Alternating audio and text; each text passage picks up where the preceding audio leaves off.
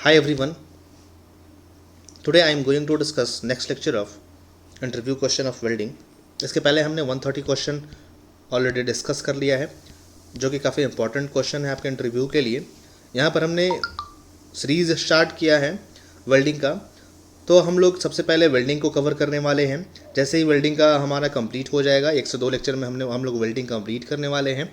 जैसे ही welding complete होगा उसके बाद हम लोग कास्टिंग शुरू कर लेंगे, जैसे कि 1 बाय 1 प्रोडक्शन का सारा टॉपिक आपका इंटरव्यू का जो भी है वो कवर हो जाएगा।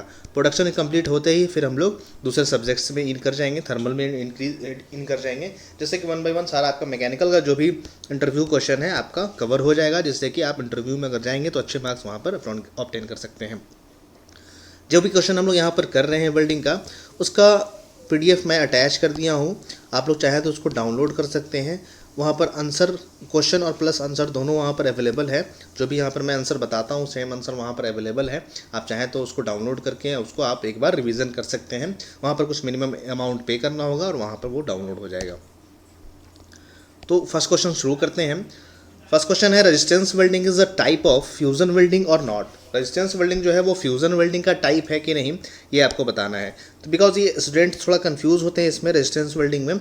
ये कभी कभी लोग सोच लेते हैं कि एक तरह का सॉलिड स्टेट वेल्डिंग है, ये सोच लेते हैं, बट एक्चुअल में ये सॉलिड स्टेट वेल्डिंग नहीं है। ये कौन सा है, ये लिक्विड स्टेट वेल्डिंग है। बिकॉज यहाँ पर मेल्टिंग होती है, हीट जैसे ही हम लोग करंट सप्लाई करते हैं, रेजिस्टेंस की वजह से हीट जनरेट होती है और उस हीट से वहाँ पर मेल्टिंग होती है। तो ये एक तरह का फ्यूजन वेल्डिंग है। यहाँ पर आंसर हो जाएगा यस। फ्यूजन वेल्डिंग उसको बोलते हैं जहाँ पर मेल्टिंग होकर वहाँ पर फ्यूजन हो, वहाँ पर मेल्टिंग होकर वेल्डिंग हो। मेल्टिंग होने के बाद जैसे कि बेस मेटल है वो मेल्ट होगा हीट से, उसके बाद फिर वहाँ पर आपस में फ्यूज़न होगा, तो इसी को हम लोग बोलते हैं फ्यूज़न वेल्डिंग है। तो ये रेजिस्टेंस वेल्डिंग एक तरह का फ्यूजन वेल्डिंग है, तो आंसर हो जाएगा यस। अब उसी तरह से बोल रहा है chemical welding is the type of fusion welding और नॉट। सबसे पहले केमिकल वेल्डिंग का आप लोग को एग्जांपल कमेंट में कीजिएगा कि क्या इसका एग्जांपल है। मैं वैसे बता दिया हूँ पहले, फिर भी रिवीजन आपको करा देता हूँ। थर्मिट वेल्डिंग जो होता है वो केमिकल वेल्डिंग का टाइप है। फिर ऑक्सी एसिटिलीन वेल्डिंग है, जहाँ पर भी केमिकल रिएक्शन की वजह से हीट जनरेट हो रहा है उसको हम लोग बोलेंगे केमिकल वेल्डिंग। तो ऑक्सी एसिटिलीन जो वेल्डिंग होता है वहाँ पर भी केमिकल रिएक्शन होती है। ये दो जगह हम लोग केमिकल रिएक्शन देखते हैं, तो आप लोग को ध्यान रखना है केमिकल वेल्डिंग का जहाँ टर्म आएगा वहाँ पर हम लोग थर्मिट वेल्डिंग और ऑक्सी एसिटिलीन वेल्डिंग के बारे में सोचेंगे।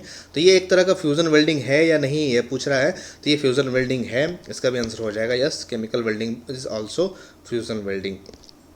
नेक्स्ट क्वेश्चन देख लेते हैं, edge preparation is required for thickness of plate. जो एज हम लोग प्रिपरेशन करते हैं आप लोग को ध्यान में होगा, अगर आप लोग बीटेक में या पॉलिटेक्निक में आप लोग अगर एज प्रिपरेशन किए होंगे, तो अगर वेल्डिंग किए होंगे तो वहाँ पर आप लोग देखे होंगे कि वेल्डिंग के पहले हम लोग कभी कभी एज प्रिपरेशन करते हैं। तो ये कितना थिकनेस अगर रहेगा प्लेट, तो वहाँ से हम लोग एज प्रिपरेशन शुरू करते हैं, वो यहाँ पर पूछ रहा है। बिकॉज अगर थीन प्लेट होगा तो वहाँ पर एज प्रिपरेशन का रिक्वायरमेंट नहीं होगा।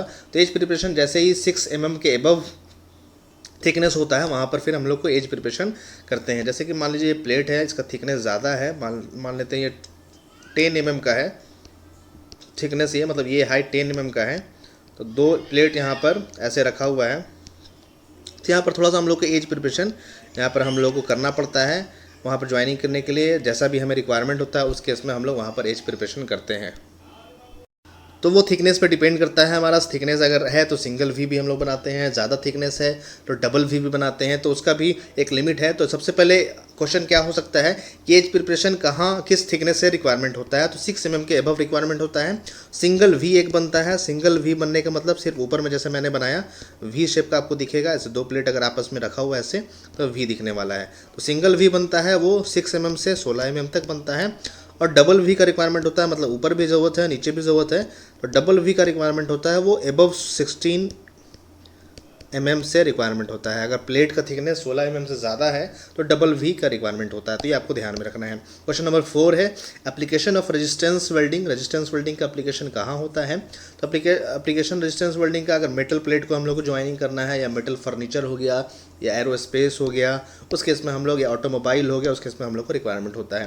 तो ध्यान रखना है एरोस्पेस में, ऑटोमोबाइल में और मेटल फर्नीचर में हम लोग को रिक्वायरमेंट होता है इनको ऐड करने के लिए, ज्वाइन करने के लिए। क्वेश्चन नंबर 5 है, in resistance welding pressure can be applied by. Pressure हम लोग कैसे अप्लाई कर सकते हैं, तो प्रेशर हम लोग डिफरेंट तरीके से अप्लाई कर सकते हैं। मैनुअली भी अप्लाई कर सकते हैं, हाइड्रोलिकली भी अप्लाई कर सकते हैं, हाइड्रोलिक अरेंजमेंट्स के थ्रू, और फिर हम लोग न्यूमेटिक के थ्रू भी अप्लाई कर सकते हैं, मतलब गैस के प्रेशर के हेल्प से भी हम लोग अप्लाई कर सकते हैं। मैनुअली हो गया, हाइड्रोलिकली हो गया और न्यूमेटिकली हो गया। ये डिफरेंट तरीके से हम लोग मतलब मैनुअली भी कर सकते हैं और मैकेनिज्म अप्लाई करके भी कुछ डिफरेंट मैकेनिज्म से भी हम लोग वहाँ पर प्रेशर अप्लाई कर सकते हैं वर्कपीस पर। बिकॉज आप लोगों को पता होगा जैसे ही हम लोग हीट सप्लाई करते हैं वहाँ पर मेल्टिंग होती है, तो उसके बाद हम लोग प्रेशर अप्लाई करना होता है कि ताकि आपस में वो ज्वाइन कर जाए। तो उसके लिए जो प्रेशर अप्लाई करते हैं वो डिफरेंट तरीके से हम लोग कर सकते हैं, उसी का टाइप यहाँ पर पूछ रहा था। क्वेश्चन नंबर 6 देख लेते हैं। इन DCEN मतलब direct current electrode negative heat at workpiece is, heat जो होता है वर्कपीस पर वो कितना होता है, मतलब कितना परसेंट होता है, कहने का मतलब ये है कितना परसेंट हीट होता है या किस पर हीट ज़्यादा होता है।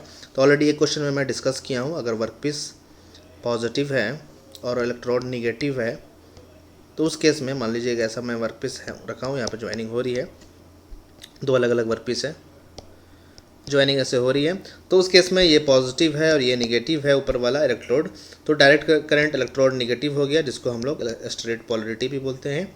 तो इस केस में वर्कपीस पर जो हीट आता है वो जो टोटल हीट जनरेट हो रहा है वो 2/3 आता है और 1/3 जो होता है वो इलेक्ट्रोड पर जाता है। इसको ऑलरेडी मैं बताया हूँ, तो उसी का क्वेश्चन है ये कि इन DCEN direct current electrode negative heat at workpiece is, workpiece पर जो हीट आता है वो टोटल एनर्जी का 2/3 आता है, वो आपको ध्यान में रखना है। 2/3 ऑफ एनर्जी रिलीज।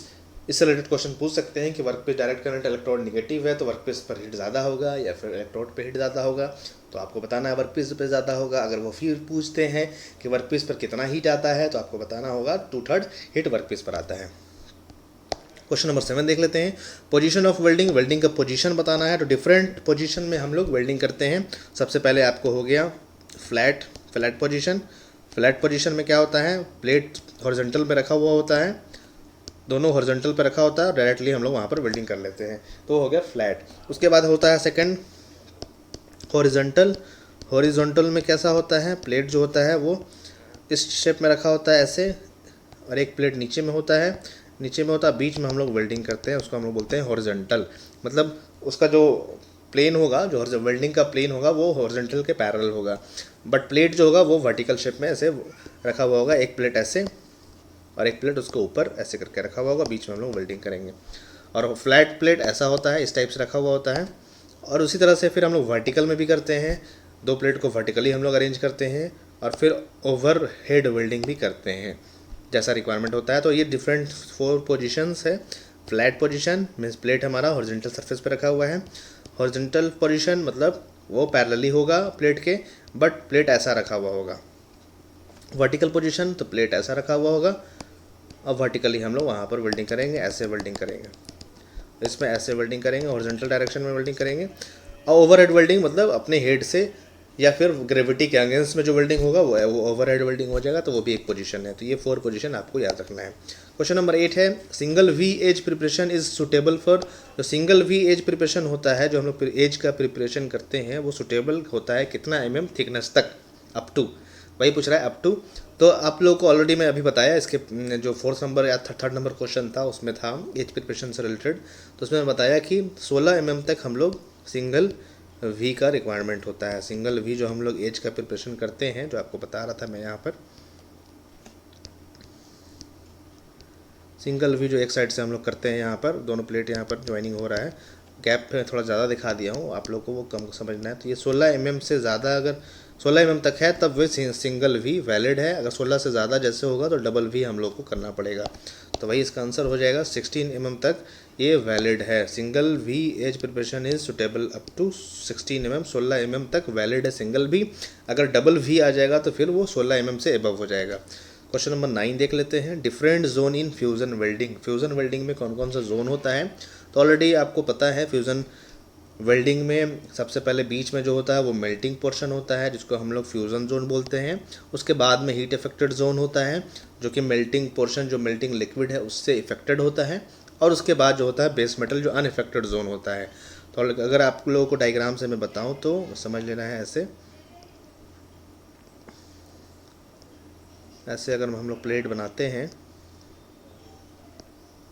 यहाँ पर अगर लिक्विड पोर्शन है तो कुछ दूर तक फ्यूज़न होता है यहाँ पर, ऐसे मान लीजिए वेल्ड बेड है, ये हमारा हो गया फ्यूज़न जोन। इसके कुछ डिस्टेंस तक वो हीट इफेक्टेड जोन होता है, ये होता है हीट अफेक्टेड जोन, ये होता है unaffected heat zone, unaffected heat या अनअफेक्टेड बेस जोन बोल दीजिए आप, बेस मेटल या बेस जोन, बेस मेटल। ठीक है, तो यहाँ पर ये कौन सा हो गया, ये फ्यूज़न जोन हो गया, जहाँ पर लिक्विड फॉर्म में है हमारा मेटल, तो फ्यूज़न जोन उसको बोलते हैं। और बाद वाला जो हीट इफेक्टेड जोन होता है वो लिक्विड फॉर्म में नहीं होता, वो सॉलिड फॉर्म में होता है, बट हीट जो भी मिल रहा है उसे लिक्विड मेटल से या मोल्टेन मेटल से, उसके वजह से उसके प्रॉपर्टी में इफेक्ट हो रहा है, तो इसीलिए उसको बोलते हैं हीट इफेक्टेड जोन, मतलब हीट से वो इफेक्ट हो गया है। उसके बाद फिर बेस मेटल जो होता है वो अनइफेक्टेड होता है, हीट से वो इफेक्ट नहीं किया हुआ होता है, इसलिए उसको बोलते हैं अनइफेक्टेड बेस मेटल। ये डिफरेंट जोन है, वो आपको ध्यान में रखना है। फिर बोल रहा है कि आर्क ब्लो जो हम लोग पढ़ते हैं, आर्क ब्लो का रेमेडीज़ हम लोग कैसे कर सकते हैं। तो आर्क ब्लो का काउज क्या था, सबसे पहले आर्क लेंथ ज़्यादा होना था, तो आर्क लेंथ को अगर हम लोग कम कर देंगे तो हमारा आर्क ब्लो कम हो जाएगा, रिड्यूस आर्क लेंथ अगर कर दें। फिर सेकेंडली क्या था, करंट का स्पीड ज़्यादा होने से हमारा आर्क ब्लो हो सकता है, तो रिड्यूस करंट को अगर हम लोग रिड्यूस कर दें। उसके बाद डीसी में ज़्यादा चांस था आर्क ब्लो का, तो हम लोग अगर एसी यूज़ करने लगे तो आर्क ब्लो कम हो जाएगा। तो वही इसका रेमेडीज़ है, रिड्यूस करंट को कम कर देंगे तो हमारा आर्क ब्लो कम हो जाएगा, रिड्यूस आर्क लेंथ कम कर देंगे तो आर्क ब्लो कम हो जाएगा। और एसी की तरफ अगर शिफ्ट हो जाए, चेंज टू एसी, या फिर बोल सकते हैं शिफ्ट टू एसी अगर करंट हम लोग यूज़ करने लगे तो उस केस में हम लोगों का आर्क ब्लो कम हो जाएगा। तो ये आज का लास्ट क्वेश्चन था आपके लिए। नेक्स्ट क्वेश्चन रिवीजन के लिए है, लेंथ ऑफ इलेक्ट्रोड बताना है आपको वीडियो के कमेंट में कि लेंथ ऑफ इलेक्ट्रोड कितना होना चाहिए, कितना होता है। आप लोग को ऑलरेडी मैं बताया हूँ कितना होता है, तो उसका राइट आंसर आपको वीडियो के कमेंट में कमेंट करना है। वीडियो कहीं पर स्टॉप करते हैं।